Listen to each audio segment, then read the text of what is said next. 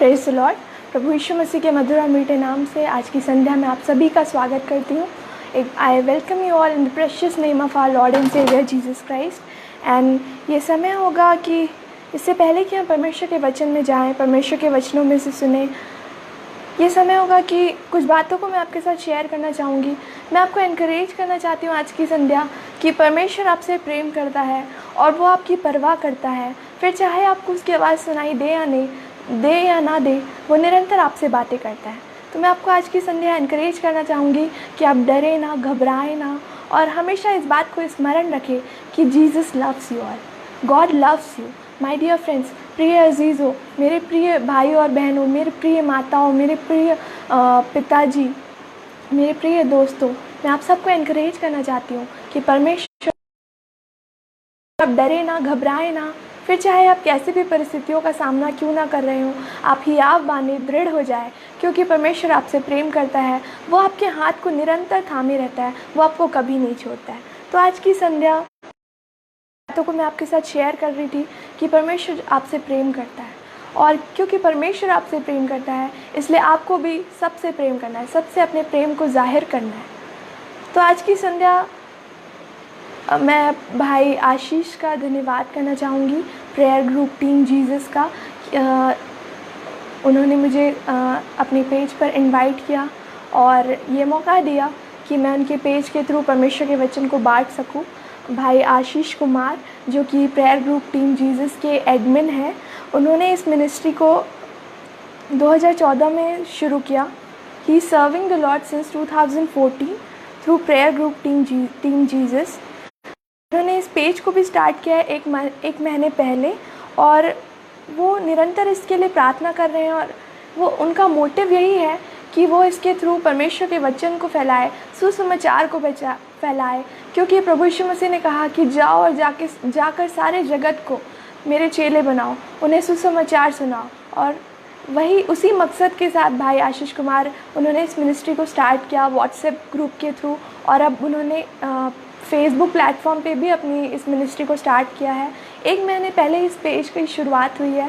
तो मैं आप सभी को एनकरेज करना चाहती हूँ प्रिय अजीज़ों कि आप भाई आशीष के साथ हाथ में हाथ मिलाएं, उनके साथ मिलकर आप इस मिनिस्ट्री को आगे बढ़ाएं और परमेश्वर के राज्य के कार्य में जुट जाए, और अपना उत्तम से उत्तम भाग अब परमेश्वर को दे, प्रभु की सेवा करे, परमेश्वर के वचन को बांटे और लोगों की मदद करे जो कि अंधकार में जी रहे हैं। इसी मकसद के साथ भाई आशीष ने इस मिनिस्ट्री को स्टार्ट किया, जो अंधकार में जी रहे हैं उन्हें अंधकार से रोशनी की ओर लाना, क्योंकि यीशु ही ज्योति है और जगत जो है वो अंधकार में डूबा है और वो ज्योति को नहीं जानता।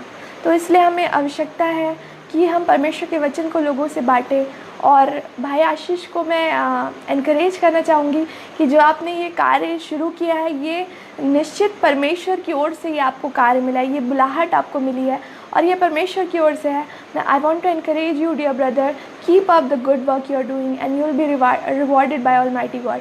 फिर चाहे आप कोई संसार में कोई अवार्ड दे या ना दे, कोई आपकी तारीफ़ करे या ना करे, परमेश्वर अपने न्याय के सिंहासन में जब सब लोग खड़े होंगे परमेश्वर के सामने, तब सबके सामने परमेश्वर आपकी तारीफ़ करेगा और आपको वो सम्मानित करेगा। परमेश्वर आपको आपका रिवॉर्ड को देगा। इसलिए भाई आशीष, मैं आपको एनकरेज करना चाहती हूँ कि इस मिनिस्ट्री को आप आगे बढ़ाएं, और आप सभी प्रिय दोस्तों से, प्रिय अजीज़ों से मैं विनती करना चाहूँगी कि आप भाई का सहयोग करें, इस पेज को और शेयर करें और लोगों तक पहुंचाएं, ताकि लोग इस पेज को लाइक कर सके और परमेश्वर का वचन ज़्यादा से ज़्यादा लोगों तक पहुंच सके और सब बातों में परमेश्वर को महिमा मिल सके।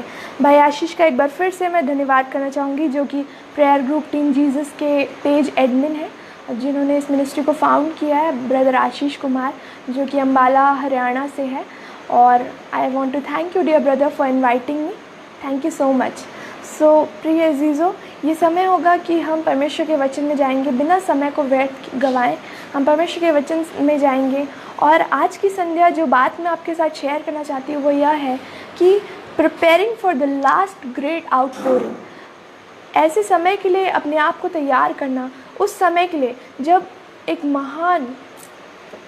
महान सामर्थ उंडेला जाने वाला है, एक महान सामर्थ परमेश्वर की उंडेले जाने वाली है, और उस उंडेले जाने के लिए हमें अपने आप को तैयार करना है। Preparing for the last great outpouring, थोड़ा सा नहीं उंडेला जाएगा, कम नहीं उंडेला जाएगा, परंतु ग्रेट, महान उंडेले जाने के लिए, ग्रेट आउटपोरिंग, महानता के साथ, बहुतायत के साथ कुछ चीज़ उंडेला जाने वाला है। और वो चीज़ क्या है? परमेश्वर की सामर्थ। परमेश्वर की सामर्थ अंतिम दिनों में, प्रिय अजीज़ों, हम अंतिम दिनों में रह रहे हैं। We are in the end times, हम अंत के दिनों के भी अंत में आ गए, जबकि इस संसार का अंत होने वाला है और प्रभु यीशु मसीह का आगमन बहुत ही निकट है। और बहुत ही निकट है वो समय जब प्रभु यीशु मसीह कभी भी आ सकते हैं हमें बादलों पर ले जाने के लिए। और अनुग्रह के समय में जब हम जी रहे हैं, इस अनुग्रह का समय का समाप्ति हो जाएगा प्रिय अजीज़ों, और प्रभु यीशु मसीह हमें लेने के लिए आ जाएंगे। हम सब प्रभु यीशु मसीह के साथ उठा लिए जाएंगे। जो भी लोग धर्मी हैं, जो परमेश्वर से प्रेम करते हैं, उसकी आज्ञाओं पे चल रहे, उठा लिए जाएंगे। तो अंतिम दिनों में हम रह रहे हैं, और अंतिम दिनों में जब परमेश्वर अपनी सामर्थ को बड़ी महानता के साथ, बहुतायत के साथ उंडेलेगा, तो उसके लिए हमें तैयार रहना है। We have to be prepared. जब तेल को उंडेला जाता है, किसी बर्तन में उंडेला जाता है, तो उस बर्तन को पहले से, अगर वो बर्तन आधा भरा हुआ है, तो उस तेल को आप उंडेलेंगे तो वो पानी किसी चीज़ के साथ मिक्स हो जाएगा। इसलिए जब किसी चीज़ को उंडेला जाता है तो आप हमेशा ध्यान रखते कि जब किसी चीज़ को उंडेला जाता है तो जिस चीज़ पे वो उंडेला जा रहा है, जिस चीज़ पर आप उसको डाल रहे हैं, वो साफ़ रहे, वो प्रिपेयर्ड रहे, खाली रहे पूरी तरीके से, तभी वो पूरी तरीके से भर सकता है। तो हमें अपने आप को तैयार करना है ताकि परमेश्वर जब अपनी सामर्थ को बहुतायत के साथ उंडेले, अंतिम दिनों में जब हम रह रहे, जब पवित्र आत्मा की सामर्थ, परमेश्वर की सामर्थ बहुतायत के साथ, like never before it's gonna be poured out. So we have to prepare for that day. We have to prepare for the last great outpouring. उस उंडेले जाने के लिए आपको अपने आप को तैयार करना है, आपको तैयार रहना है प्रिय अजीज़ों। 6वीं शताब्दी में in the 6th century BC हम देखते हैं कि हगे ने भविष्यवाणी की कि 70 साल तक इसराइली लोग बेबीलोन में गुलामी में थे। अगर आप पढ़ेंगे हगे की पुस्तक, हगे की पुस्तक, उसका पहला अध्याय, उसका दूसरा पद से 11 पर अगर आप पढ़ेंगे, मैं आपके लिए अभी नहीं पढ़ूंगी क्योंकि ये काफ़ी समय ले लेगा। आप अपने घर में फ्री टाइम पर आप पढ़ सकते हैं। हगे की पुस्तक, उसका पहला अध्याय, उसका दूसरा से 11वां अध्याय। यदि आप पढ़ेंगे तो उसमें आप देखते हैं कि 6वीं शताब्दी में in the 6th century BC हगे ने यह भविष्यवाणी की थी कि 70 साल बेबीलोन की गुलामी करने के बाद इसराइली लोग अपने देश को लौटेंगे। इसराइली लोग अपने देश को लौटने वाले थे। 70 साल की गुलामी उन्होंने बेबीलोन में काटी और अब उनके लौटने का समय करीब था। और जब 70 वर्षों की गुलामी के पश्चात अपने देश जब वो लोग लौटते हैं तो वो पाते हैं कि उनका देश, जो उनकी जन्मभूमि है, जो उनका लैंड है, जो उनका मदरलैंड है, जिसमें उन्होंने जन्म लिया, जो गॉड ने उन्हें प्रॉमिस किया था, कनान देश जो परमेश्वर ने उन्हें दिया, जब वो 70 साल की गुलामी काट कर बेबीलोन देश से, एक अन्य जाति, एक पराये देश से जब वो अपने देश को वापस लौटते हैं तो वो देखते हैं कि वो देश पूरी तरीके से क्षतिग्रस्त है। The land is completely destroyed, it is lying in ruins. तबाह हो के वो नष्ट हो चुका है उनका देश, वो भूमि नष्ट हो चुकी है, तबाह हो चुकी है, बर्बाद हो चुकी है और सब कुछ बिखरा पड़ा हुआ है। It is lying in ruins, एक कबाड़ की तरह, एक कचड़े के समान, मतलब कोई आशा नहीं, एक बंजर भूमि की तरह वो हो गया है उनका देश। जिस देश को परमेश्वर देने का इब्राहिम से वादा किया था, ऐसा देश जिसमें दूध और मधु की धारा बहती है, इतना अद्भुत देश, इतना सुंदर देश, वो आज रूइंस में पड़ा हुआ था, तबाह हो चुका था, नष्ट हो चुका था। और उन्होंने जब उसे देखा तो वो बहुत ही दुखी हुए प्रिय चीज़ों। उनका देश पूरी तरह से तबाह, बर्बाद हो चुका था, पूरी तरीके से बर्बाद, इट वॉज कम्प्लीटली डिस्ट्रॉयड। हगे की सेवकाई को कुछ ही वर्ष हुए थे, उनके पास काफ़ी समय था कि वह परमेश्वर की मंदिर का पुनः निर्माण कर सके, परंतु फिर भी वह देश, वह भूमि तबाह, बर्बाद सी पड़ी हुई थी, तबाह हो चुकी थी, बर्बाद हो चुकी थी और वो वैसी ही पड़ी थी प्रिय चीज़ों। देश में कुछ भी सही नहीं था, nothing was proper, nothing was right, things were not going well. चीज़ें सही ढंग से नहीं हो रही थी, कुछ भी ठीक नहीं जा रहा था, कुछ भी सही नहीं हो रहा था, things were not going right, everything was inappropriate, इनएडिक्वेट, सही ढंग से कुछ भी नहीं हो रहा था, देश में कुछ भी सही नहीं था, बहुत ही कठिन समय था। It was a hard time, indeed a hard time for them. ये बहुत ही कठिन समय था और ऐसा लगता था जैसे कि कुछ भी ठीक नहीं होने वाला है, कुछ भी ठीक नहीं होने वाला है, कभी ठीक नहीं होने वाला है, वैसी का वैसे रहेगा। जब आप एक भूमि को देखते हैं जो कि बंजर है, जो उपजाऊ नहीं है, वो पूरी तरीके से मतलब वो उसके अंदर कोई फर्टिलिटी नहीं है, उसके अंदर कोई प्रोडक्टिविटी आपको नज़र नहीं आती है। जैसे कि हम देखते हैं, जैसे मैं छत्तीसगढ़ से हूँ, तो छत्तीसगढ़ जो मेरा राज्य है उसका दूसरा नाम है धान का कटोरा। छत्तीसगढ़ को हम धान का कटोरा बोलते हैं क्योंकि हमारे राज्य में, हमारे स्टेट में धान की खेती होती है और बहुत बहुत ज़्यादा धान की खेती होती है, बहुत ज़्यादा चावल की खेती होती है। तो छत्तीसगढ़ जो कि धान का कटोरा है, वहाँ पे आप बहुत सारे खेत पा सकते हैं हमारे राज्य में, और बहुत सारी खेती देख सकते हैं, बहुत सारे लैंड दे सकते हैं। लेकिन अचानक से कुछ ऐसा हो जाए कि कोई लोग आके मेरे राज्य में आक्रमण कर दे, पूरे राज्य को आग लगा दे, नष्ट कर दे, बर्बाद कर दे, और पूरा जो मेरा राज्य है वो तबाह हो जाए, जो पूरे लैंड है वो इनफर्टाइल हो जाए, अनप्रोडक्टिव हो जाए, तबाह हो जाए। और ऐसे में बहुत समय के बाद अगर आप आके देखेंगे तो आपको कोई उम्मीद नहीं नज़र आएगी कि यार यहाँ पे खेती कैसे करेंगे, हम यहाँ पे दाल चावल गेहूँ कैसे उगाएंगे, हम यहाँ पे बासमती कैसे उगाएंगे, हम क्या क्या खाएंगे। हम आ तो गए, परंतु the land is lying in ruins, it is completely destroyed, पूरी तरीके से तबाह हो चुका है, बर्बाद हो चुका है। अब क्या होगा, कोई उम्मीद नज़र नहीं आएगी आपको, कोई आशा नज़र नहीं आएगी। क्या किया जा सकता है ऐसे में?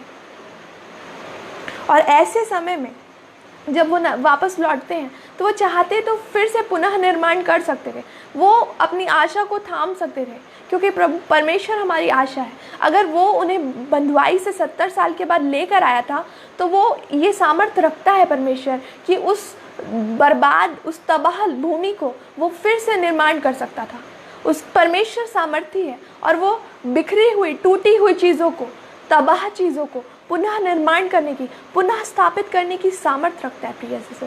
लेकिन वो ये चीज़ को स्मरण करना भूल गए और वो लोग दुख मनाने लग गए, शोक मनाने लग गए।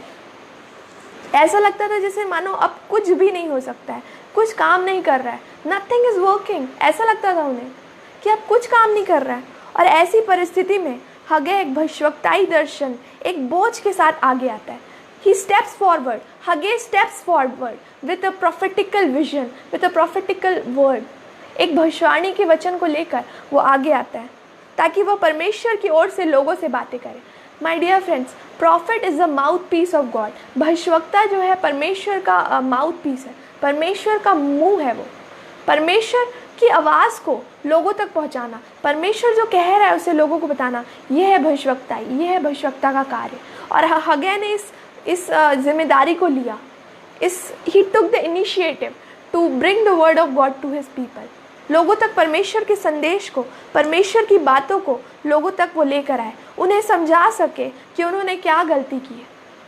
वो सिर्फ इस बात को लेकर ये नहीं बोलने आया कि देखो अब तुम बंधुआई से आ गए हो, अब तुमको बहुत सारी ज़मीन मिलने वाली है, तुमको मतलब उनके ज़माने के हिसाब से अगर हम सोचें तो तुमको बहुत अच्छा व्यापार मिलने जा रहा है, तुमको एक बड़ा बिजनेस मिलने जा रहा है, तुम्हारी बहुत सारी वाइफ्स होंगी, तुम्हारे बहुत सारे नौकर चाकर होंगे, तुम्हारे बहुत बच्चे होंगे, परमेश्वर तुमको आशीष करेगा, ये वो ये सब ज़रूरी है हमारे लिए।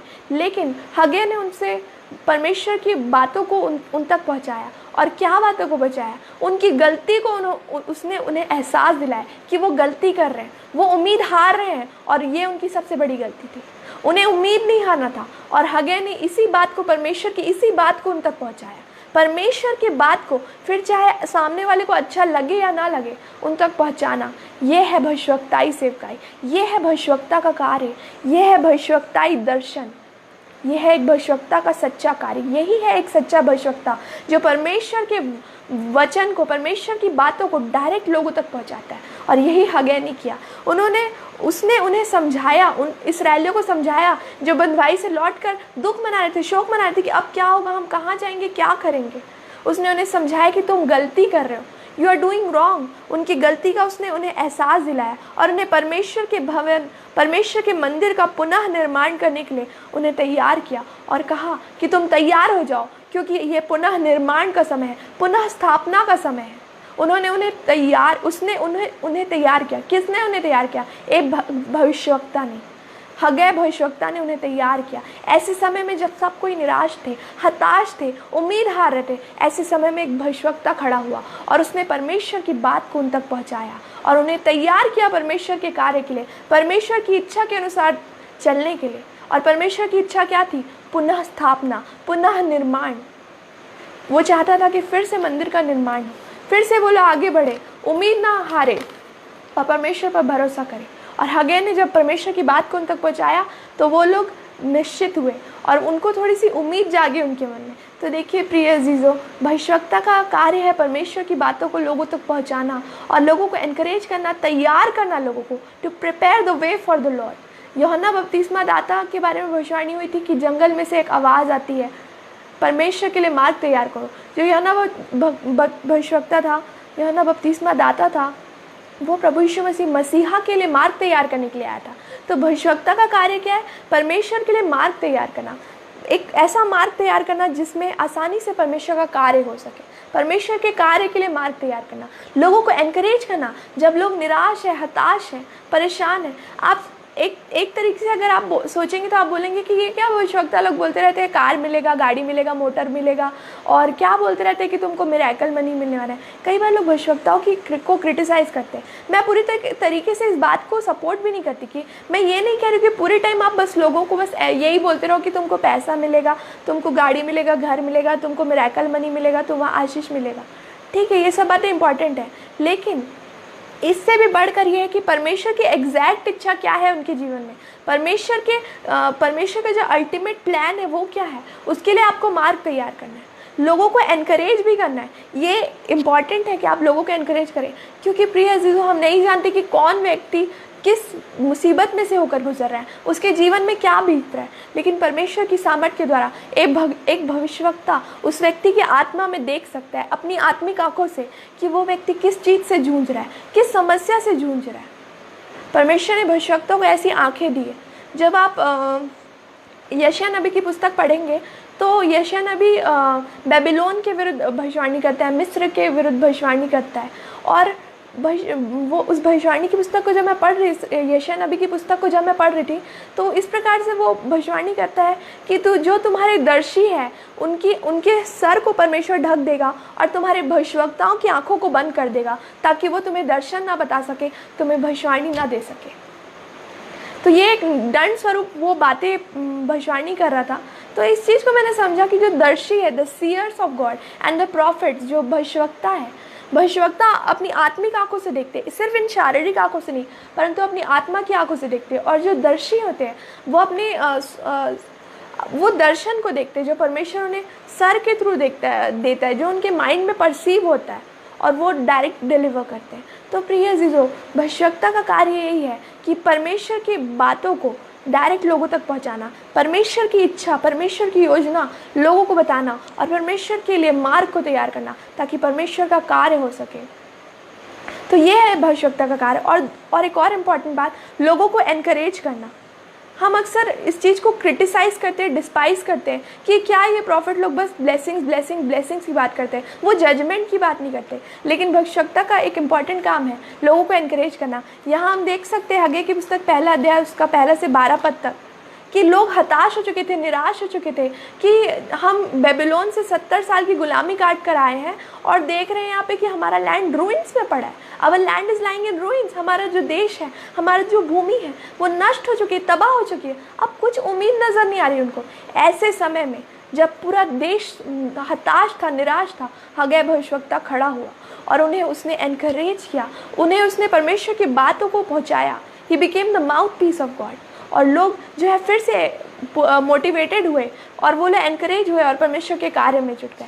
तो यही है एक भविष्यवक्ता का कार्य। जब आपको समझ नहीं आता है तो आप कभी भी भविष्यवक्ताओं को डिस्पाइज ना करें, उनकी सेवकाई को डिस्पाइज मत करें, ब्लेसिंग्स को, मिरेकल मनी को तुच्छ ना समझें, क्योंकि ये हमारी ज़रूरतें हैं। परंतु इससे भी ज़्यादा ये इम्पॉर्टेंट है कि हम परमेश्वर की योजनाओं पे चलें, परमेश्वर की इच्छाओं पे चलें और परमेश्वर के कार्य के लिए मार्ग को तैयार करें। और हम देखते हैं कि building was not the issue. परमेश्वर के मंदिर को, परमेश्वर के भवन को बनाना ये कोई बहुत बड़ा इशू नहीं था। इस मंदिर की इमारत से भी ज़्यादा कुछ महत्वपूर्ण है प्रिय जीवो, जिसके पीछे एक गहरा मकसद, एक गहरा रहस्य छुपा हुआ है। आप सोचेंगे कि पुराने नियम का परमेश्वर और नए नियम का परमेश्वर शायद अलग है। कुछ दिनों पहले ऐसा हुआ कि मैं अपने डैडी से बात कर रही थी। My dad is a pastor, मेरे डैडी पास्टर हैं, he is an apostle and मैं अपने डैडी के साथ डिस्कशन कर रही थी कि गॉड भी ओल्ड फैशन मॉडर्न होते हैं क्या। गॉड ओल्ड टेस्टामेंट में ओल्ड फैशन थे और न्यू टेस्टामेंट में मॉडर्न हो गए, और हमारे टाइम पे जो कि एंड टाइम से उसमें काफ़ी मॉडर्न हो गए कि वो टेक्नोलॉजी के थ्रू भी अपना कार्य कर रहे हैं। तो मेरे डैडी ने मुझे एक बात बोला कि God never changes, he is the same yesterday today and forever. परमेश्वर कभी नहीं बदलता, वो हमेशा एक सा रहता है, वो कल आज और युगानुयुग हमेशा एक सा है। ये तो हमारे लिए नई बात है, ये टेक्नोलॉजी, ये इंटरनेट, ये सब चीज़ें हमारे लिए नया है, लेकिन परमेश्वर के लिए ये नया नहीं है। परमेश्वर कल भी वैसा था, आज भी वैसा है, और आने वाले समय में भी वो वैसा रहेगा। परमेश्वर के लिए कुछ भी नया नहीं है, और परमेश्वर कभी नहीं बदलता। वो old fashion, new fashion, modern नहीं है। तो मेरा ये क्वेश्चन था अपने डैडी से कि गॉड भी ओल्ड फैशन थे ओल्ड टेस्टामेंट में, और न्यू टेस्टामेंट में वो मॉडर्न हो गए, तो वो टेक्नोलॉजी के थ्रू कार्य कर रहे हैं। तो ये एक फ़नी क्वेश्चन था जो मैंने डैडी से पूछा, तो मेरे डैडी ने मुझे यही समझाया कि परमेश्वर कभी नहीं बदलता। तो प्रिय अजीज़ों, परमेश्वर कभी नहीं बदलता। वो पुराने नियम का परमेश्वर और नए नियम का परमेश्वर और अंतिम दिनों का परमेश्वर, वो कल आज और युगानुयुग एक सा है। He is the same yesterday today and forever. God never changes. परमेश्वर कभी नहीं बदलता। पुराने नियम का परमेश्वर और नए नियम का परमेश्वर एक ही है। वही परमेश्वर, वही हृदय, वही इच्छाएं, वही प्रेम, वही परमेश्वर है। जैसे हम नए नियम की ओर आगे बढ़ते हैं तो हम यह देखते हैं कि केवल बाहरी चीज़ें बदलती है, परंतु अंदर से सब कुछ वैसा का वैसा ही है, क्योंकि परमेश्वर का हृदय वैसा ही है। उद्धार के इतिहास के एक ऐसे मौसम में हम प्रवेश कर चुके हैं जिसमें बुराई अब छुपी नहीं रह सकती। Iniquity can no more be hidden my dear friends. महिमा आ रही है, द ग्लोरी इज कमिंग, परंतु जिस महिमा को परमेश्वर हमें आशीषित करने के लिए भेजता है वह एक ऐसा दबाव बनाती है जिससे हर एक टूटे बिखरे नींव, हर एक दरार टूट कर नष्ट हो जाते हैं। महिमा हमें पवित्रता में बढ़ाती है और हमें सुधारती है। पवित्रता और परमेश्वर का हृदय दो चीज़ें मांगते हैं प्रिय चीज़ों। पवित्रता और परमेश्वर का हृदय शुद्धता चाहते हैं, पश्चाताप चाहते हैं। मूल भाषा में परमेश्वर का वचन हमें बताता है कि पवित्रता का अर्थ है परमेश्वर के कार्यों के लिए अलग किया जाना, आगे बढ़ना, परमेश्वर के कार्य के लिए अलग किया जाना, to be set apart for the work of God. Obviously इसका अर्थ यह नहीं है कि हम में से हर एक व्यक्ति साधु, संत, महात्मा या नन बन जाए, परंतु इसका अर्थ यह है कि हमारे जीवन का हर एक हिस्सा परमेश्वर की उपस्थिति से भर जाए, ताकि हम उसकी महिमा और प्रेम के लिए परमेश्वर की योजनाओं, उसकी इच्छाओं को पूरी करें। परमेश्वर कुछ अद्भुत करने जा रहा है, कुछ ऐसा जिससे आप आश्चर्यचकित हो जाएंगे, परंतु मसीह की देह अर्थात कलीसिया अब तक तैयार नहीं है। प्रिय चीज़ों, कलीसिया आराम से सो रही है। The body of Christ is sleeping. मसीह की देह अर्थात कलीसिया वो सो रही है। कलीसिया अपनी संस्कृतियों में बंधी हुई है, जिसकी वजह से वह परमेश्वर की योजनाओं को पूरा नहीं कर पा रहे।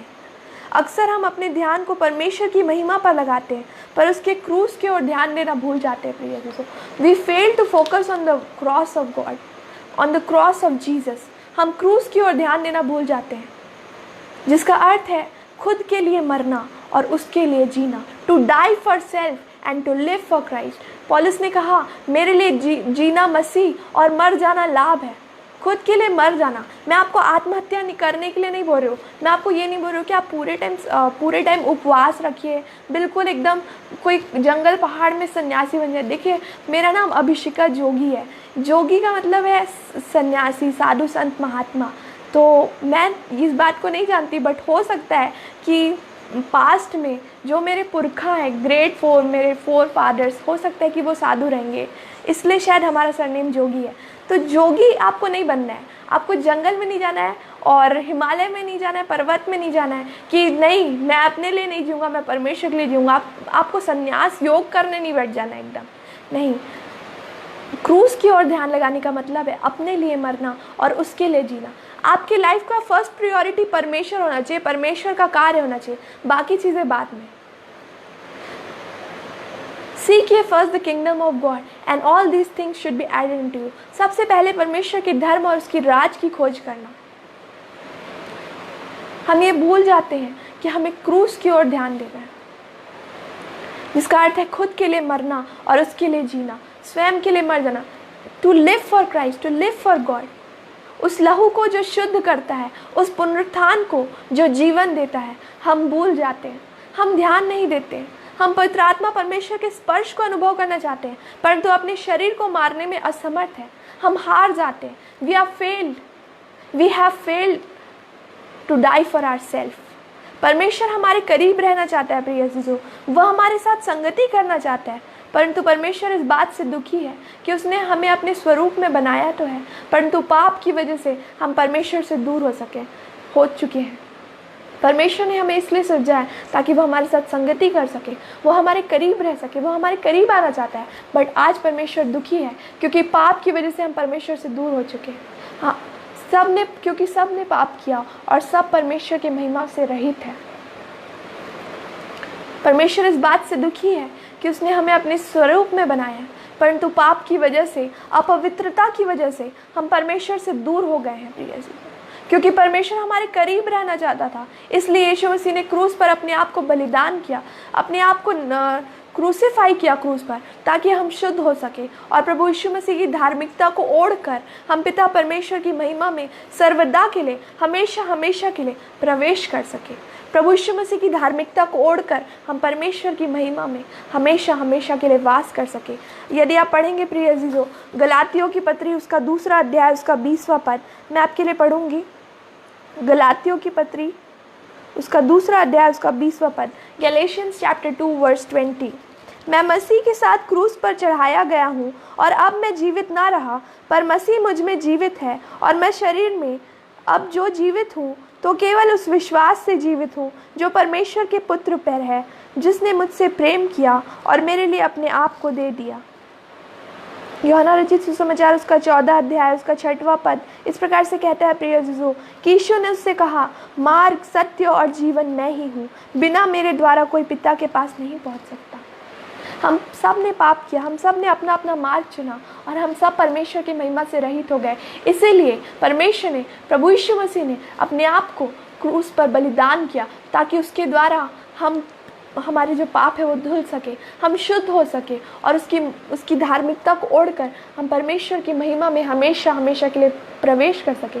इसका मतलब यह है कि हम अनंत जीवन में प्रवेश कर सके। अनंत जीवन में प्रवेश करने का मतलब क्या है? स्वर्ग जाने का मतलब आप क्या सोचते हैं? वहाँ पर आपकी 1000 शादियाँ होंगी, जैसा कि कई लोग बोलते हैं कि इस जन्नत में मेरी बहुत सारी बीवियाँ होंगी। मैं उस धर्म का नाम नहीं लेना चाहूँगी, लेकिन अगर आप समझदार हैं तो आप समझ गए होंगे। आप क्या समझते हैं जन्नत से? कि वहाँ पर आप परियों के साथ घूमेंगे, परियां आपको फल खिलाएंगे, वहाँ पे आप वहाँ पे नाचेंगे, गाएंगे, शादियाँ करेंगे? नहीं, वहाँ पे आप सुख से रहेंगे। स्वर्ग वो नहीं है। स्वर्ग शादी ब्याह के लिए नहीं है, आनंद के लिए नहीं है। स्वर्ग परमेश्वर की महिमा है, और परमेश्वर की महिमा में प्रवेश करना, जहाँ पे परमेश्वर की उपस्थिति, स्वयं पिता, पुत्र और परमेश्वर को हम अपनी आंखों से देखेंगे। हम परमेश्वर के समान हो जाएंगे। Will be like God, because God has created us in his own image. और परमेश्वर हमारे साथ संगति रखना चाहता है। इसलिए यही मतलब है अनंत जीवन में प्रवेश करने का, कि परमेश्वर, प्रभु यीशु मसीह की धार्मिकता को ओढ़कर हम उसकी महिमा में, परमेश्वर की महिमा में हमेशा हमेशा के लिए प्रवेश कर सके। अर्थात हम परमेश्वर के साथ संगति कर सके, जिसके लिए परमेश्वर ने हमें सृजा है। जब परमेश्वर ने आदम और हवा की सृष्टि की, तो वो शाम के समय में आता था, उनके साथ संगति करता था, उनके साथ बातें करता। बाइबल में आप पढ़ सकते हैं, उत्पत्ति की पुस्तक में। परमेश्वर ने मनुष्य को अपने साथ संगति करने के लिए बनाया, और इसीलिए जब हमने पाप किया, हम परमेश्वर की महिमा से रहित हो गए, तो प्रभु यीशु मसीह ठीक समय पर आकर इस संसार में मनुष्य बनकर अपने आप को उन्होंने क्रूस पर बलिदान किया, ताकि हमारे पाप धुल सके। जो प्रभु यीशु मसीह पर विश्वास करेगा, अपने पापों से पश्चाताप करेगा, अपने पापों को मान लेगा और पिता, पुत्र और पवित्र आत्मा के नाम से बपतिस्मा लेगा, उसके मार्ग में चलेगा, उसकी इच्छाओं के अनुसार चलेगा, वो अनंत जीवन में प्रवेश करेगा। उसने प्रभु यीशु मसीह की धार्मिकता को ओढ़ लिया है, और वो बहुत जल्द प्रभु यीशु मसीह के स्वयं परमेश्वर की महिमा में प्रवेश करेगा, अर्थात अनंत जीवन में, स्वर्ग में। और वहाँ पर हम परमेश्वर के साथ संगति करेंगे, हम परमेश्वर के समान होंगे। We will be in the likeness of God my dear friend. This is eternal life. ये है अनंत जीवन। एक ऐसी संस्कृति में हम रहते हैं जो पूरी तरीके से परमेश्वर के वचन के विपरीत है, जो लोगों के विचारों पर आधारित है। कुछ लोग बोलते हैं कि ऐसा करो, कुछ लोग बोलते हैं वैसा करो, और लोगों के विचारों पे आधारित संस्कृति में हम रहते हैं, एक ऐसे कल्चर को हम फॉलो करते हैं, ऐसे समय में रहते हैं। कुछ लोग बोलते हैं कि तुम साड़ी पहनो, कुछ लोग बोलते हैं तुम जीन्स पहनो, कुछ लोग बोलते हैं तुम टी शर्ट पहनो, कुछ लोग बोलते हैं तुम सलवार कमीज़ पहनो। तो लोगों की बातें हम सुनते हैं, कल्चर है, डिफरेंट कल्चर्स में हम रहते हैं। कुछ लोग कहते हैं कि तुम कुछ मतलब चलता है, तुमको कैसे भी पहनना है, और कुछ लोग बोलते हैं कि नहीं बहुत सारे कपड़े पहनो, कुछ लोग बोलते हैं कि बहुत कम कपड़े पहनो, कुछ लोग बोलते हैं कि तुम संडे को चर्च जाओ, कुछ लोग बोलते हैं कि तुम सैटरडे को चर्च जाओ, कुछ लोग बोलते हैं कि तुम चर्च ही मत जाओ क्योंकि चर्च में तो पापी लोग जाते हैं, कोई भी धर्मी नहीं है, इसलिए कुछ लोग चर्च ही नहीं जाते। कुछ लोग कहते हैं कि बाइबल पढ़ो, कुछ लोग कहते हैं प्रार्थना करो, और कुछ लोग कहते हैं कि क्या पढ़ना बाइबल, क्या प्रार्थना करना, आओ खाओ पियो मज़े करो क्योंकि कल तो मर जाना है। तो ऐसी संस्कृति में हम रहते हैं, ऐसी संस्कृति में रहते हैं जहाँ लोग कहते हैं कि कौन परमेश्वर। जब मेरे डैडी फॉरेन गए, जब मेरे डैडी जब फॉरेन कंट्री में गए, उस कंट्री का नाम मैं बोलूँ जी, वो एम्स्टर्डम में गए, हॉलैंड में गए मेरे डैडी। तो उन्होंने एक पास्टर होने के नाते मेरे डैडी की आदत है कि वो गॉस्पेल शेयर करते हैं, चाहे वो इंडिया हो चाहे फॉरेन कंट्री हो, उनको फ़र्क नहीं पड़ता। तो एक मॉल में जब वो एंटर किए तो एक फॉरेनर वुमेन थी वहाँ पे, वो शॉपिंग करी थी। तो उनको मेरे डैडी ने पूछा कि do you believe in Jesus Christ, क्या तुम प्रभु यीशु मसीह पर विश्वास करते हो। वहाँ इंडिया में हम पूछते हैं कि क्या आपने कभी प्रभु यीशु मसीह का नाम सुना है, लेकिन फॉरेन कंट्री में आप ऐसे नहीं पूछ सकते कि क्या आपने प्रभु यीशु मसीह का नाम सुना है, क्योंकि वो सब मसीह हैं, उन्होंने सब ने प्रभु यीशु मसीह के नाम को सुना है, वो मसीह परिवार में जन्मे, मसीह देश है। तो मेरे डैडी ने पूछा कि do you believe in Jesus Christ, क्या आप प्रभु यीशु मसीह पर विश्वास करती हो। Guess what was her answer, guess करिए, आप गेस करिए कि उस महिला का क्या आंसर था। उस महिला ने कहा कि आई don't believe in God, I believe in my self. मैं परमेश्वर पर विश्वास नहीं करती, मैं अपने आप पर विश्वास करती हूँ। I don't believe in Jesus, I believe in myself, she said to my dad. उस महिला ने, उस फॉरेनर महिला ने मेरे डैडी से इस प्रकार से कहा। तो फिर भी मेरे डैडी ने उसे गॉस्पेल शेयर किया, और मेरे डैडी इस प्रकार से बता रहे थे कि उस महिला ने ऐसे कहा। तो हम एक ऐसी संस्कृति में रहते हैं जो पूरी तरीके से परमेश्वर से विपरीत है। लोग कहते हैं कि क्यों हम परमेश्वर पर विश्वास करें, हमें अपने आप पर विश्वास करें। कौन है परमेश्वर, हम तो नहीं देख सकते। कौन है स्वर्ग, कहाँ है स्वर्ग, कहाँ है नरक, हम तो नहीं जानते ना।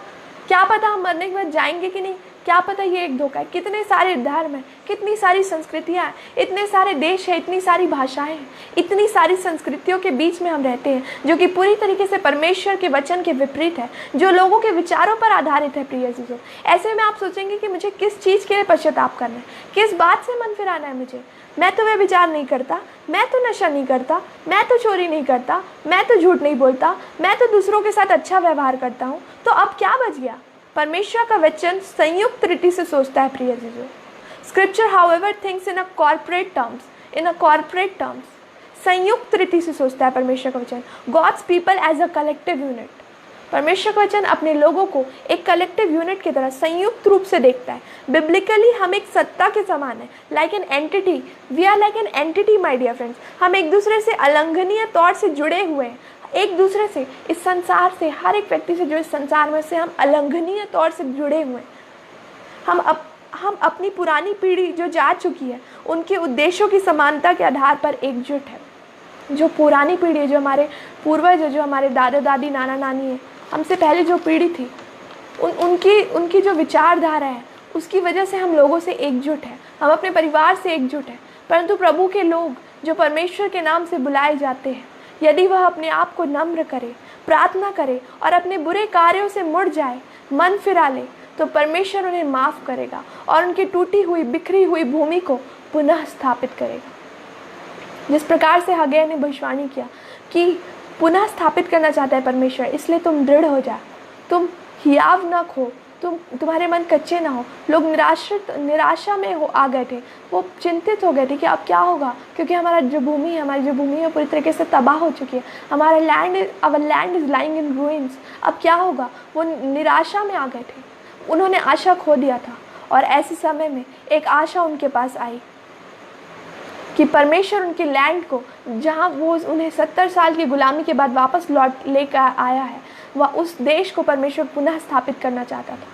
और परमेश्वर आज हमें, हमारे देश को पुनः स्थापित करना चाहता है। प्रिय चीज़ों, इसलिए परमेश्वर का वचन कहता है, परंतु मेरे लोग जो मेरे नाम से बुलाए जाते हैं, यदि वह अपने आप को नम्र करे, प्रार्थना करे और अपने बुरे कार्यों से मुड़ जाए, मन फिरा ले, तो परमेश्वर उन्हें माफ़ करेगा और उनके टूटी हुई बिखरी हुई भूमि को पुनः स्थापित करेगा। वह हमारी भूमि को पुनः स्थापित करेगा। प्रिय अजीजों, यहीं पर एक बहुत ही महत्वपूर्ण सिद्धांत छुपा हुआ है। हमारे लिए यह बेहतर होगा कि हम जागृति के लिए परमेश्वर से प्रार्थना करने से भी ज़्यादा अपनी खुद की गलतियों के लिए पश्चाताप करें।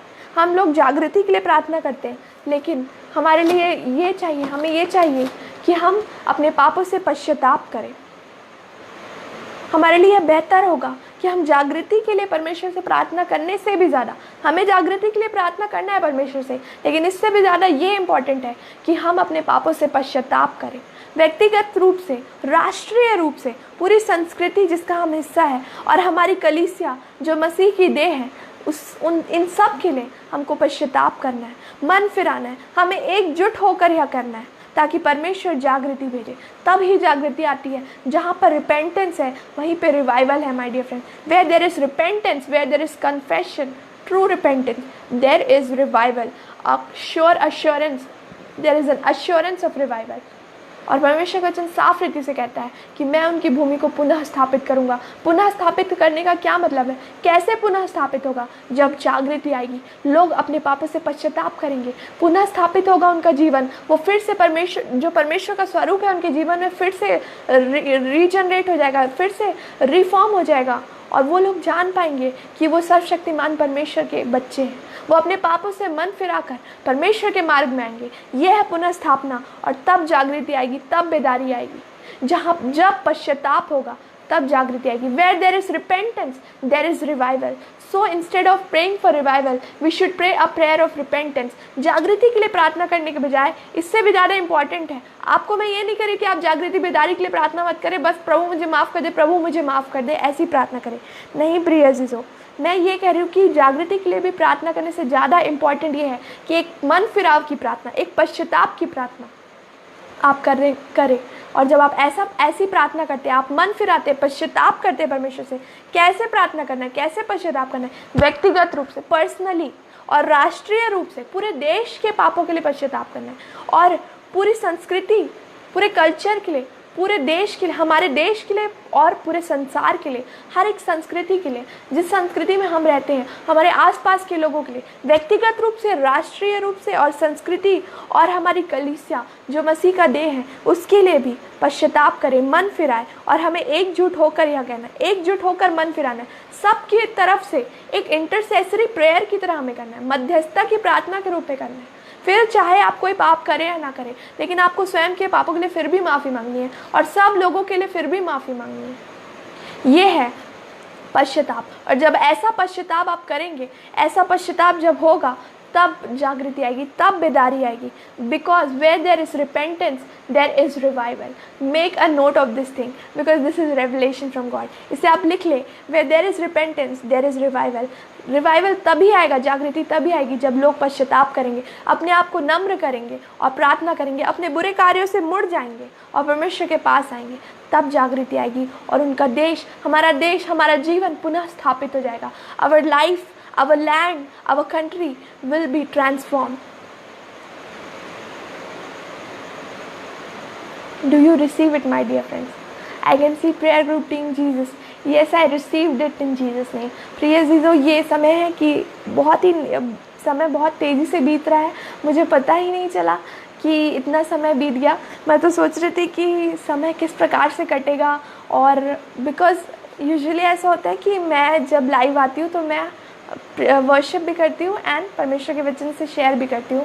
बट इस प्रकार से आज की संध्या मुझे परमेश्वर के वचन से शेयर करना था। मेजर टाइम मुझे परमेश्वर के वचन से शेयर करना था। हालांकि मुझे ब्रदर आशीष ने कहा था कि एक गीत आप गाएंगे, परंतु फिर भी परमेश्वर की भी यही इच्छा थी कि मैं परमेश्वर के वचन से शेयर करूँ ज़्यादातर। इससे ज़्यादा कि मैं गीत गाऊँ, मुझे परमेश्वर के वचन को आज शेयर करना था। तो मैं इस प्रकार से सोच रही थी कि 1 आवर में कैसे परमेश्वर के वचन से शेयर करूँगी, परंतु फिर भी समय इतनी तेज़ी से बीता प्रिय अजीजों कि अभी हमारे पास मुश्किल से 9 मिनट बचे हुए हैं और हमें सबके लिए प्रार्थना भी करना है। तो प्रिय अजीजों, आप अपने प्रेयर रिक्वेस्ट को भी कमेंट सेक्शन पे दे सकते हैं। मैं देख रही हूँ आपके कमेंट्स को। आप अपने प्रेयर रिक्वेस्ट, आपके जो प्रार्थना निवेदन है, और उन्हें आप शेयर कर सकते हैं कमेंट में, ताकि मैं आप सबके लिए प्रार्थना कर सकूं। और coming back to our preaching, इस सरमन में वापस आते हुए मैं आपको ये कहना चाहती हूँ कि where there is repentance there is revival my dear friend. जहाँ पर पश्चाताप है वहीं पर जागृति है। पश्चाताप करें, मन फिराए, हमें एकजुट होकर यह करना है। व्यक्तिगत रूप से भी करना है, राष्ट्रीय रूप से भी करना है, और पूरी संस्कृति के लिए करना है, पूरी कलीसिया के लिए करना है। सदियों तक इसराइलियों ने भविष्यवक्ताओं की चेतावनी को अनसुना किया। प्रिय अजीजों, वह मूर्ति पूजा से नहीं फिरे, बाल और मोलेक को अपने बच्चों को बलि करते रहे।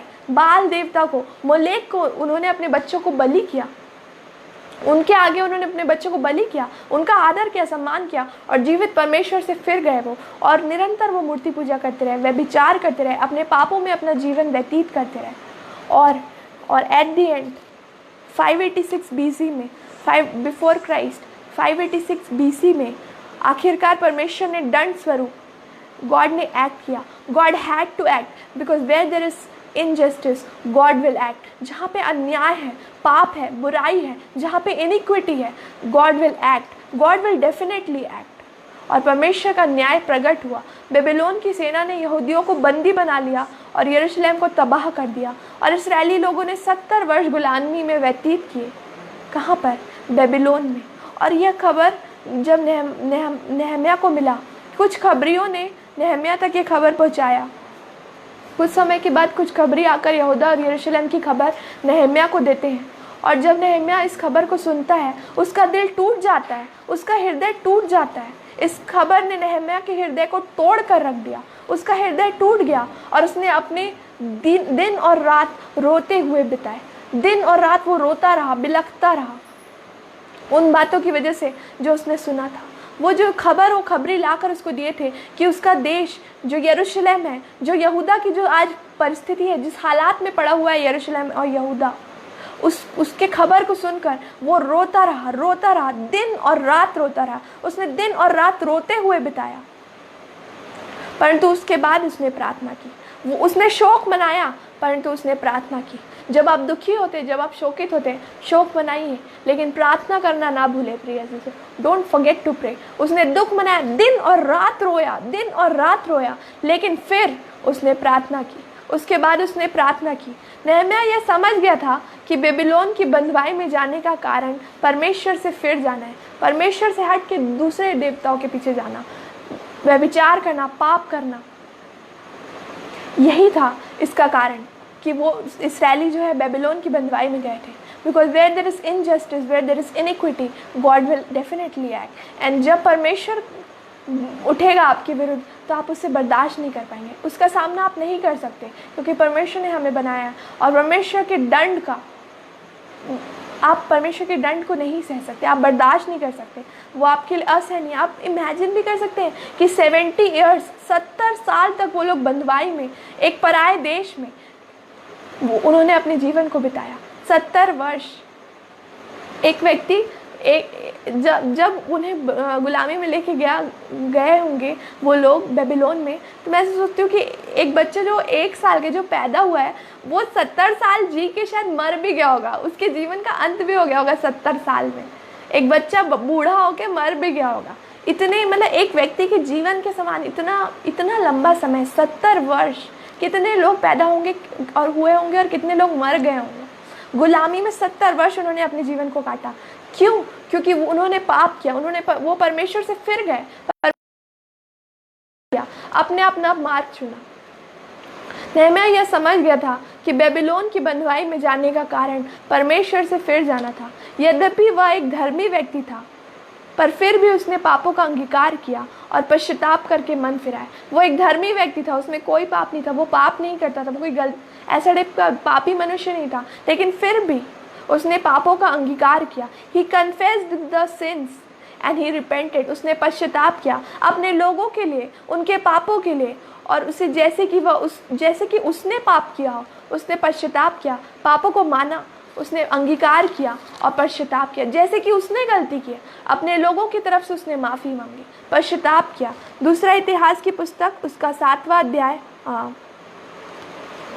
उसका 7वां अध्याय उसका 12 पद इस प्रकार से कहता है, तब यहोवा ने रात में उसको दर्शन देकर उससे कहा, मैंने तेरी प्रार्थना सुनी और इस स्थान को यज्ञ के भवन के लिए अपनाया है। यदि मैं आकाश को ऐसा बंद करूं कि वर्षा ना हो, व टिड्डियों को देश की उजाड़ने की आज्ञा दूं, व अपनी प्रजा में मरी फैलाऊं, तब यदि मेरी प्रजा के लोग जो मेरे कहलाते हैं दीन होकर प्रार्थना करें और मेरे दर्शन के खोजी होकर अपनी बुरी चाल से फिरे, तो स्वर्ग में से सुनकर उनका पाप क्षमा करूंगा और उनके देश को ज्यों का त्यों कर दूंगा। क्या हम अपनी दुनिया को बदलना चाहते हैं प्रिय अजीजों? क्या हम चाहते हैं कि परमेश्वर की सामर्थ पूरी दुनिया को बदल कर रख दे? My dear friends, then we must give heed to Nehemiah's life. Nehemiah के जीवन, इस जो नेहेमिया ने किया उस पर हम ध्यान दें। नेहेमिया ने क्या किया? वो धर्मी व्यक्ति था, बट फिर भी उसने पापों को माना। ही कन्फेस्ड हिज सिंस। उसने अंगीकार किया पापों का और उसने पश्चाताप किया। और हमें नेहेमिया से ये सीखना है कि हमें नेहेमिया के जीवन से कुछ सीख लेनी चाहिए। नेहेमिया ने जो किया उस पर गौर करें प्रिय अजीजों। पहला पत्रस उसका 2 अध्याय उसका 9वां पद इस प्रकार से कहता है, पर तुम एक चुना हुआ वंश और राजपदधारी याजकों का समाज और पवित्र लोगों और परमेश्वर की निज प्रजा हो, इसलिए कि जिसने तुम्हें अंधकार में से अपनी अद्भुत ज्योति में बुलाया है उसके गुण प्रकट करो। हम परमेश्वर के गुण को कैसे प्रकट कर सकते हैं? जब हम लोगों के लिए आदर्श बनते हैं, लोगों की तरफ से। नेहेमिया ने एक प्रेरणा दिया है हमें नेहेमिया से प्रेरणा लेना चाहिए कि उसने एक आदर्श जीवन दिया। वो एक धर्मी व्यक्ति था, फिर भी वो दिन और रात रोता। उसका क्या जा रहा है यार, मेरा क्या जा रहा है, उसी को क्यों रोना आ रहा है, दूसरे लोगों को क्यों रोना नहीं आ रहा है? क्योंकि उसके अंदर पवित्र आत्मा के फल पाए जा रहे हैं। हम देख रहे हैं कि उसके अंदर प्रेम है, सबसे बड़ा, सबसे पहला, जो एकमात्र पवित्र आत्मा का फल है। और जो बाकी फल है वो सब इस फल के गुण हैं। जो प्रेम है वो पवित्र आत्मा का फल है, और जो बाकी फल है, आनंद, शांति और बाकी सब जितने भी फल हैं, इस लव जो पवित्र आत्मा का पहला फल है उसी के अंडर आते हैं। तो ये परमेश्वर का प्रेम है, पवित्र आत्मा का फल है, जो हम नेहेमिया के जीवन में देख सकते हैं। यद्यपि जबकि पुराने नियम में पवित्र आत्मा नहीं उंडेला गया था, लेकिन प्रभु के लोगों के जीवन में आप पवित्र आत्मा के फल को देखेंगे, प्रेम को देखेंगे। किसके लिए प्रेम? अपने लिए, अपने परिवार के लिए नहीं, पूरे देश के लिए। और उस प्रेम की वजह से वो दिन और रात रोता रहा कि प्रभु, मेरा देश, मेरी जन्मभूमि वो रुइंस में पड़ी है, तबाह हो चुकी है, बर्बाद हो चुकी है, मैं क्या कर सकता हूँ प्रभु? वो दिन और रात रोता रहा और प्रार्थना किया। उसने पापों का अंगीकार किया और पश्चाताप किया। ऐसे पश्चाताप किया जैसे कि उसने गलती की, जबकि उसकी कोई गलती नहीं है। वो एक धर्मी व्यक्ति है, परंतु फिर भी उसने सब लोगों के लिए, अपने देश के लोगों के लिए मध्यस्थता की प्रार्थना की, पश्चाताप किया। और हम देखते हैं कि पहला पत्रस 2 अध्याय उसका 9वां पद इस प्रकार से कहता है, परंतु तुम एक चुना हुआ वंश और राजपदधारी याजकों का समाज और पवित्र लोग और परमेश्वर की निज प्रजा हो, इसलिए कि जिसने तुम्हें अंधकार में से अपनी अद्भुत ज्योति में बुलाया है उसके गुण प्रकट करो। हमें परमेश्वर के गुण को प्रकट करना है। हमें इसलिए परमेश्वर ने बुलाया है ताकि हम संसार तक इस शुभ संदेश को पहुंचा सके, परमेश्वर के राज्य की सामर्थ और उसके प्रेम को लोगों तक बांट सके। As a priest of the Lord, परमेश्वर के, प्रभु के याजक होने के नाते we become responsible for the spiritual well being of those we relate to and touch on a daily basis. जो लोग हमसे जुड़े हुए हैं, निरंतर जिनके साथ हम संगति करते हैं, जिनसे हम मिलते हैं, हमारे पड़ोसी, उनकी आत्मिक उन्नति के लिए हम जिम्मेदार है। प्रिय प्रभु के याजक होने के नाते आपको ऐसे सोचना है, जिस भी स्थान में आप हैं, अगर आप बैंक में काम करते हैं, अगर आप किसी बिजनेस, किसी शोरूम में काम करते हैं, तो आप ऐसे समझिए कि आप वहाँ के पास्टर हैं। बिकॉज परमेश्वर वचन इस प्रकार से कहता है कि तुम एक चुना हुआ वंश, राजपदधारी याजकों का समाज और पवित्र लोग हो। हम एक चुना हुआ वंश है, राजपदधारी याजकों का समाज है, हम याजक हैं, we are the priest of the Lord. तो इसलिए हमारी रिस्पॉन्सिबिलिटी है कि जो लोग हमसे जुड़े हैं, जो हमारे आसपास हैं, जो हमसे कनेक्टेड, जो हमारे कांटेक्ट में आते हैं, उनके आत्मिक उन्नति के लिए हम रिस्पॉन्सिबल हैं। अगर हम परमेश्वर के सुसमाचार को नहीं सुनाते, प्रभु यीशु मसीह के सुसमाचार को नहीं सुनाते लोगों तक, अगर हम वेट करेंगे कि पास्टर आके परमेश्वर के सुसमाचार को सुनाएंगे, पास्टर ही आके प्रेयर करेंगे, तो हम रिस्पॉन्सिबल ठहरेंगे। और न्याय के दिन में परमेश्वर उन सब लोगों के नाश होने का जिम्मा हमारे ऊपर डालेगा। हमारे ऊपर डाला जाएगा उन सब का जिम्मा कि वो लोग नाश हो गए। हमने वेट किया, हमने उन्हें परमेश्वर के सुसमाचार को नहीं सुनाया, उनसे हमने परमेश्वर के गुणों को नहीं बांटा, परमेश्वर के प्रेम को नहीं बांटा। हम जिम्मेदार ठहराए जाएंगे क्योंकि प्रभु के याजक हैं हम। We are the priest of the Lord. We are responsible for the spiritual well being of दोस्त we relate to and touch on a daily basis. जिनसे हम जुड़े हुए हैं, हमारे रिश्तेदार, हमारे घर के लोग, हमारे आस पड़ोस के लोग, हमारे दोस्त, जितने भी लोग हमसे जुड़े हैं, उन सब की आत्मिक उन्नति के लिए आप जिम्मेदार हैं प्रिय अजीजों, क्योंकि आप प्रभु के याजक हैं। यह समय है कि मसीह की देह अर्थात कलीसिया जाग उठे और अपने उस आने वाले समय के लिए तैयार हो जाए, जब पवित्र आत्मा अपनी बड़ी सामर्थ और महिमा के साथ कार्य करने जा रहा है। हम अपने जीवन को जांचें, अपने मार्ग को जांचें और परमेश्वर की इच्छा की खोज करें और तैयार हो जाए, because there a time is coming for the great outpouring of the power of holy spirit. हम अंतिम दिनों में रह रहे प्रिय अजीजों, और पवित्र आत्मा की पवित्र आत्मा इतनी सामर्थ के साथ उंडेला जाएगा, क्योंकि योएल 2:28 में लिखा है कि अंत के दिनों में मैं अपनी आत्मा सब प्राणियों के ऊपर उंडेलूंगा। सब प्राणियों के ऊपर, इसका मतलब ये नहीं कि अपोस्टल, प्रॉफिट, प्रीचर, पास्टर के ऊपर, सब प्राणियों के ऊपर, हर एक, ऑन ऑल फ्लैश। इंग्लिश में इस प्रकार से कहता है, I will pour my spirit on all flesh. हर एक प्राणी के ऊपर, हर एक इंसान के ऊपर परमेश्वर अपनी आत्मा को उंडेलने पर है। क्योंकि मैं एक साइंटिफिक बात आपको बताना चाहती हूँ कि एक व्यक्ति जब मरता है, जब एक व्यक्ति की मृत्यु होती है, तो उसकी आत्मा उसे बहुत तड़पा कर उसके शरीर से निकलती है, एक बड़े सामर्थ्य के साथ उसके शरीर से निकलती है। और कई लोग इस प्रकार से कहते हैं, मैंने तो एक्सपीरियंस नहीं किया क्योंकि मैं आज तक मरी नहीं हूँ, सो मैंने सुना है ऐसा कि जब एक व्यक्ति की मौत होती है तब उसे अपने जीवन में सबसे ज़्यादा कष्ट होता है। इतना कष्ट होता है जितना एक महिला को बच्चे जन्मने के समय में भी दर्द नहीं होता। इतना ज़्यादा कष्ट होता है एक व्यक्ति को जब उसकी आत्मा उसके शरीर को छोड़ती है। तो हम अंत के दिनों में रह रहे हैं, और जब प्रभु यीशु मसीह का दूसरा आगमन होगा प्रिय अजीजों, जब हम उठा लिए जाएंगे, तो हमारे साथ साथ हम जो धर्मी लोग हैं, प्रभु के लोग हैं, उनके साथ साथ पवित्र आत्मा भी उठा लिया जाएगा पवित्र आत्मा, और परमेश्वर का, प्रभु यीशु मसीह का अनुग्रह समाप्त हो जाएगा और ट्रिब्यूलेशन पीरियड शुरू होगा। कष्ट, कठिनाई का समय शुरू होगा। I don't know how to translate it in Hindi. Tribulation period start होगा, कष्ट का समय शुरू होगा, और जो मुखालिफे मसीह है, जो एंटी क्राइस्ट, वो आएगा और आएगा। तो आप ये सोचिए, जब एक व्यक्ति के शरीर से उसकी आत्मा निकलती है तो उसको इतना कष्ट देती है। तो जब पवित्र आत्मा उठा लिया जाएगा, जब पवित्र आत्मा के उठा लिए जाने के पहले परमेश्वर अपनी आत्मा को इतनी सामर्थ के साथ उंडेलेगा जैसा उसने आज तक नहीं उंडेला है। इतनी सामर्थ के साथ पवित्र आत्मा उंडेली जाएगी कि पूरी दुनिया हिल जाएगी। पवित्र आत्मा की सामर्थ, पवित्र आत्मा के कार्य ऐसे होंगे, परमेश्वर ऐसे कार्य करेगा अंतिम दिनों में जिसमें हम रह रहे हैं कि आज तक किसी ने नहीं देखा। ऐसे कार्य हम देखेंगे और बड़ी सामर्थ पर पवित्र आत्मा की उंडेली जाएगी। बहुत सामर्थ के साथ पवित्र आत्मा कार्य करेगा। God will move, holy spirit will move with great power, with mighty power, and for that we have to be prepared, we have to get ready. हम अपने जीवन को जांचें प्रिय अजीजों, और परमेश्वर, हम अपने मार्ग को जांचें कि हम किस मार्ग में चल रहे हैं। हम परमेश्वर की महिमा की ओर ध्यान दे रहे हैं, परंतु हम क्रूस की ओर ध्यान नहीं दे रहे। अपने आप को हम मार नहीं पा रहे, हम अपने आप को मारने में, हम अपने शरीर को मारने में असफल हो जा रहे हैं। परमेश्वर चाहता है कि हम पवित्रता में आगे बढ़े। परमेश्वर की इच्छा है, क्योंकि परमेश्वर पवित्र है। Be holy because I am holy. तुम पवित्र बनो क्योंकि मैं पवित्र हूँ।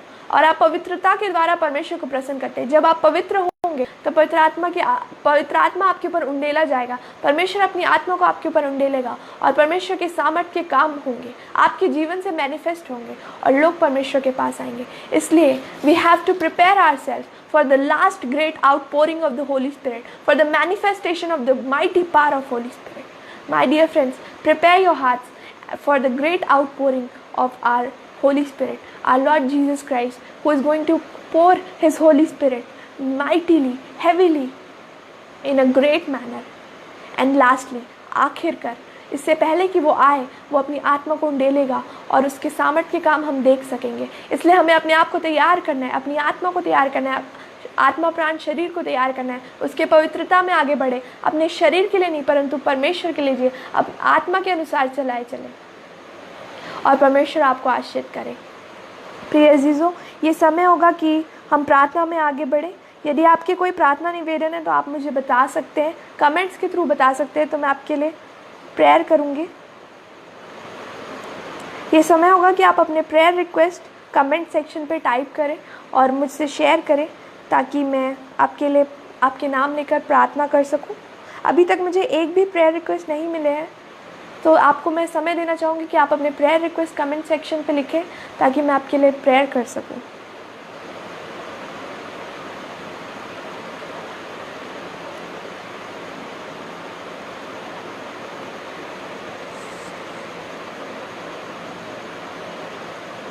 आइए हम प्रार्थना करें। हम अपनी आंखों को बंद करें, सरों को झुकाएं और परमेश्वर की ओर अपने ध्यान को लगाएं। पिता परमेश्वर, एक बार फिर से आपके चरणों में आते प्रभु, हम आपका धन्यवाद करते प्रभु इस सुंदर समय के लिए, इस जीवन के लिए प्रभु, सारी आशीषों के लिए, उपकारों के लिए प्रभु जी।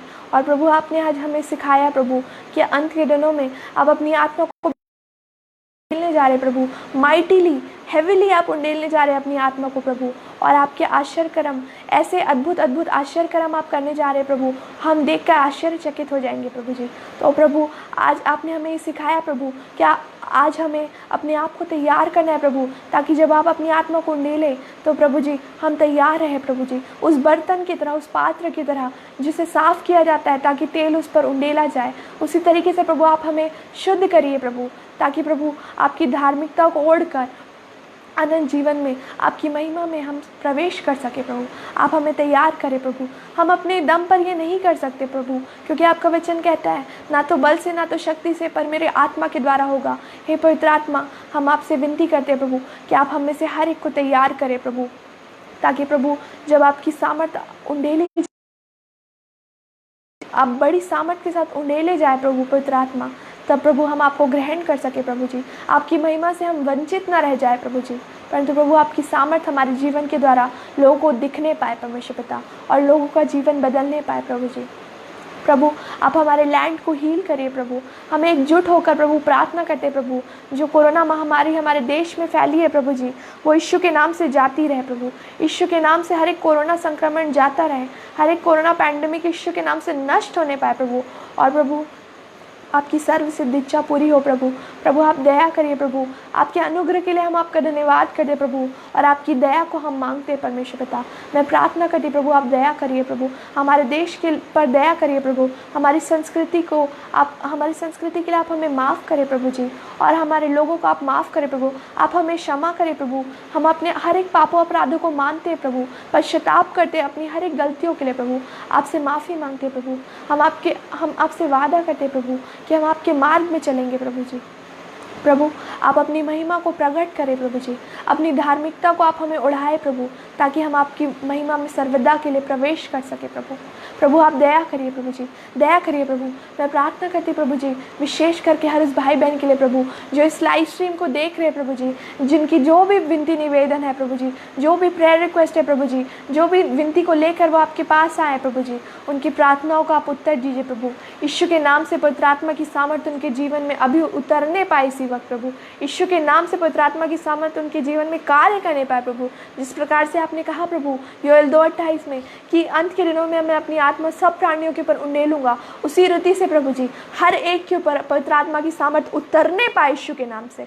यीशु के नाम से वो पवित्र आत्मा से भर जाए प्रभु जी, एक बड़ी भूख और प्यास के साथ प्रभु जी वो आपसे दिन और रात प्रार्थना करें। जिस प्रकार से प्रभु दिन और रात नहम्याह रो रहा था अपने लोगों के लिए प्रभु, वैसे ही प्रभु हम अपने लोगों के लिए रोए प्रभु, बिलक बिलक कर रोए प्रभु। अपने लोगों से हम प्रेम करें प्रभु, अपने देश से हम प्रेम करें और अपने देश के लिए हम प्रार्थना करें प्रभु। एक ऐसे बोझ से हमें भर दीजिए पवित्र आत्मा, यीशु के नाम से लोग पवित्र आत्मा से भरने पाए और एक अद्भुत जागृति और बेदारी आने पाए। हर एक व्यक्ति प्रभु इक्विप हो जाए आपके वर्क के लिए और प्रभु आपके कार्य को करने पाए। कोई किसी का मुंह ना देखे प्रभु कि वो आएगा सुसमाचार सुनाएगा, वो आएगा प्रार्थना करेगा, परंतु प्रभु हर एक व्यक्ति प्रभु, क्योंकि आपके वचन में आपने कहा है कि प्रभु हम राजपदधारी याजकों का समाज है प्रभु, हम आपके याजक है प्रभु जी। आपने हमें अलग किया अपने कार्य के लिए प्रभु, और प्रभु आप हमारी सहायता करिए प्रभु कि हम अपनी बुलाहट को जान सके, हम अपने अधिकार को जान सके प्रभु जी, और आपकी योजना के अनुसार, आपकी इच्छा के अनुसार अपने जीवन को जिए प्रभु। हम अपने देश के लिए जिए प्रभु,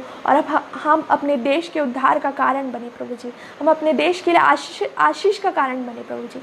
आप हम पर दया करिए प्रभु। पवित्र आत्मा आप दया करिए, आप सहायता करिए पवित्र आत्मा। अपने दानों और वरदानों से अपने लोगों को भर दीजिए प्रभु। आज की संध्या प्रभु जी एक ग्रेट आउटपोरिंग हो जाए प्रभु होली स्पिरिट का। यीशु के नाम से पवित्र आत्मा उंडेला जाए हर एक प्राणी के ऊपर, हर उस व्यक्ति के ऊपर, विशेष करके जो इस लाइव स्ट्रीम को देख रहे हैं। यीशु के नाम से पवित्र आत्मा की सामर्थ को मैं प्रवाहित करती हूँ आपके जीवन में। Receive it in the name of Jesus. हो रबा शंदा रबा रिखन तोरी अला रबा रे खेनते ले रे बेशांता रबा री अंदा नमा नमा री अला रबा हो रबा रिबा रबा रिखा नमा नमा री अला रबा शांता रबा री अला रबा रबा। पवित्र आत्मा की सामर्थ बहने पाए अभी और इसी वक्त, अभी और इसी वक्त स्पर्श करने पाए हर उस व्यक्ति को, हर एक भाई बहन को जो इस वीडियो को देख रहे प्रभु और जो आने वाले समय में देखने जा रहे प्रभु। पवित्र आत्मा का एक बड़ा बहाव उनके जीवन में होने पाए।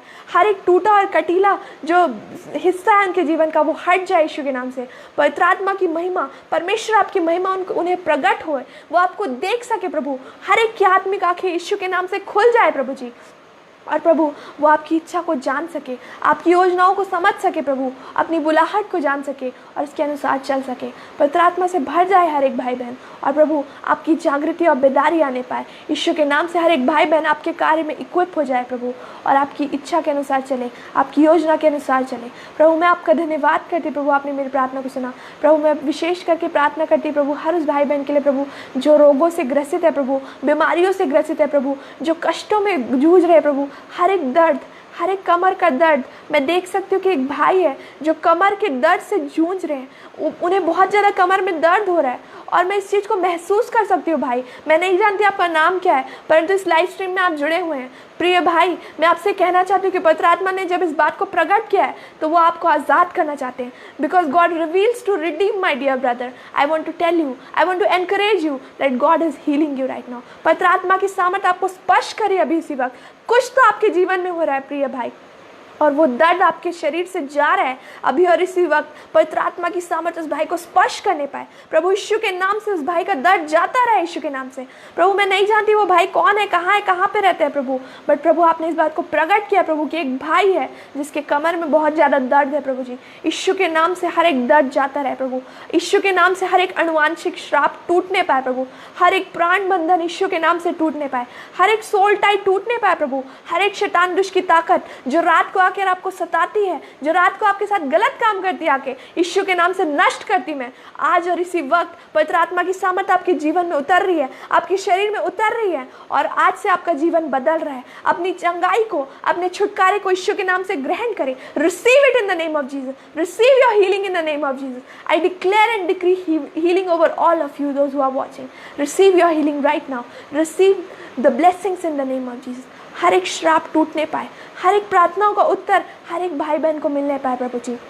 हर एक भाई बहन आशीषों की इंतजार करे प्रभु। कुछ आशीष जो उनके जीवन में रुकी है प्रभु, जो आशीष उनके जीवन में पेंडिंग है, यीशु के नाम से मैं उसको रिलीज करती। हर एक दरवाजा आज खुल रहा है आपके जीवन से। जैसे मैं आपके लिए प्रार्थना कर रही हूँ, मैं देख रही हूँ कि कुछ लोगों के जीवन के द्वार खुल रहे हैं। जो द्वार अब तक बंद थे यीशु के नाम से वो खुल रहे हैं मेरे प्रार्थना करने से। ये जो शब्द मेरी जुबान से निकल रहे हैं पवित्र आत्मा की सामर्थ से आपके जीवन के हर एक द्वार को वो खोल रहे हैं। यीशु के नाम से हर एक द्वार खुल जाए, हर एक श्राप टूट जाए, हर एक पाप के बंधन टूट जाए और लोग आजाद होने पाए प्रभु जी। और प्रभु जिस प्रकार से प्रभु आप हमें याजक कहते प्रभु, हम अपने याजक के अधिकार को लेकर प्रभु जी आपकी योजना में चले प्रभु जी, और बड़े अधिकार के साथ, आपकी सामर्थ के साथ, आपकी उपस्थिति के साथ पवित्र आत्मा हम आपकी योजना के अनुसार, आपकी इच्छा के अनुसार चले प्रभु। आप हर एक को आशीष करिए प्रभु। मैं धन्यवाद करती प्रभु, कुछ बातों को आपने प्रकट किया प्रभु और आपने लोगों को आज़ाद किया है प्रभु। मैं ऐसा विश्वास करती पवित्र आत्मा आपने एक अद्भुत कार्य को किया है प्रभु आज की संध्या।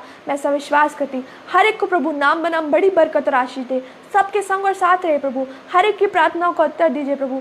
हर एक के आंसू को आप पोंछिए प्रभु। कुछ लोगों को दिखा रहे प्रभु जिनका हृदय टूटा हुआ है प्रभु जी, वो बहुत ही प्रश्न को पूछ रहे प्रभु आपसे। वो कह रहे कि मेरा ब्लेसिंग कब आएगा, मेरा ब्रेक थ्रू कब आएगा प्रभु। प्रभु आज की संध्या आप उनसे कह रहे प्रभु कि अब से लेकर सर्वदा तक आप उन्हें आशीर्वाद करने जा रहे हैं। हर एक ऐसी बातें, हर एक नकारात्मक बातें उनके जीवन से जा रही है यीशु के नाम से। यीशु के नाम से आप ग्रहण करें।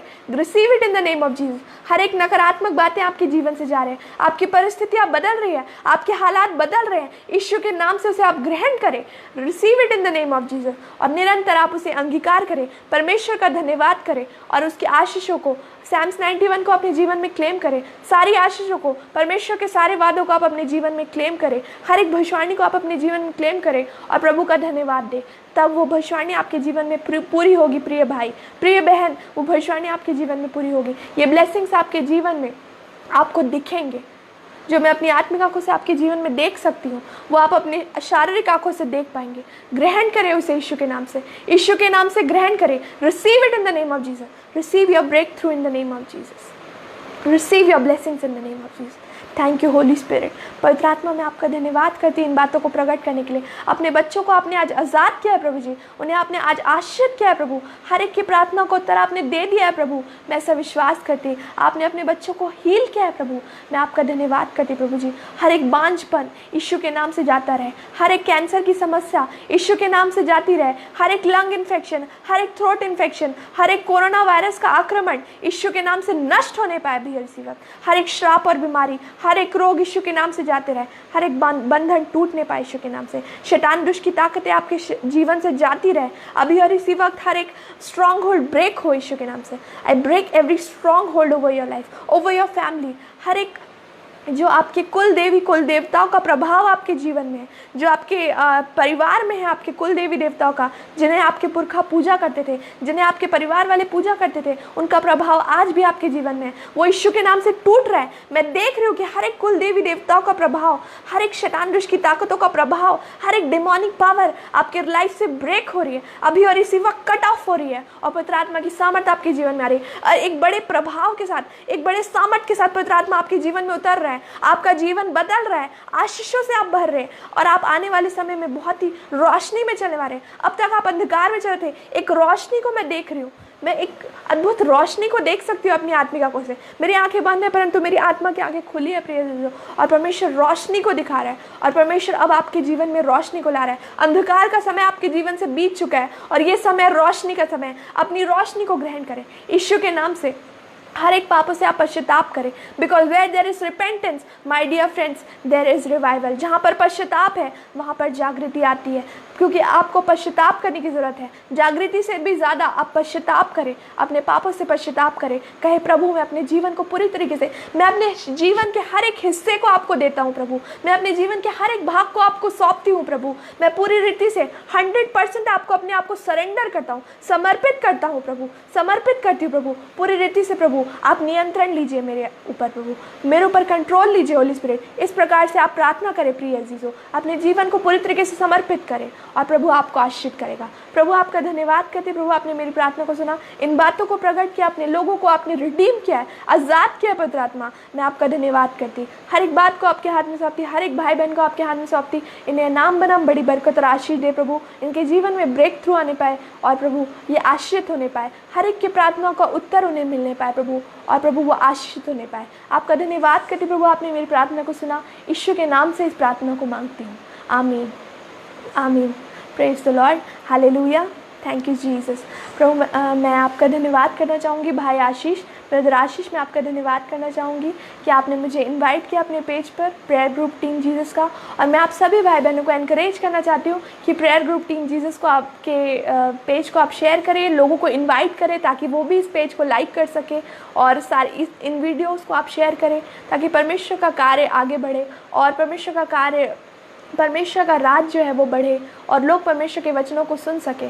मैं ऐसी उम्मीद करती हूँ कि आज परमेश्वर ने आपसे बात किया है मेरे द्वारा, because being a prophet of God I am the mouthpiece, I am just sharing my calling with you. मैं अपने नाम के आगे प्रॉफिट नहीं लिखती हूँ, मैं प्रॉफिटेस नहीं लिखती हूँ, बट माई कॉलिंग इज़, ये मेरी जीवन की बुलाहट है कि मैं एक प्रॉफिटेस हूँ और अपनी आत्मिक आंखों से मैं देख सकती हूँ आपके जीवन की हर एक परिस्थितियों को बदलते हुए, आपके जीवन से अंधकार को जाते हुए परमेश्वर ने दिखाया। एक सबसे पहली बात जो परमेश्वर ने प्रकट किया था कि भाई को कमर में बहुत ज़्यादा दर्द है, वो चीज़ मेरे को पवित्र आत्मा ने फील कराया कि कमर में, बैक में बहुत ज़्यादा पेन है एक भाई को, और आज परमेश्वर ने उस भाई को आज़ाद किया है। प्रिय भाई आप जो भी है, आप अपनी टेस्टिमनी को बताएं और आप शेयर करें, प्रभु आपको आशीष करे। आप सब लोगों के जीवन को परमेश्वर ने आज बहाल कर दिया आशीष से। आप बहुत ही ज़्यादा आशीष हो गए और आज आप आबाद हो गए हैं। इस लाइव स्ट्रीम के बाद आपके जीवन की परिस्थिति आप पूरी तरीके से बदल चुकी होंगी और आप आशीषों और आशीषों में चलेंगे। प्रिय जीजो, आई bless you all in the name of Jesus. Thank you for inviting me. Keep sharing this page. Keep promoting this ministry. God bless you all. Thank you for watching.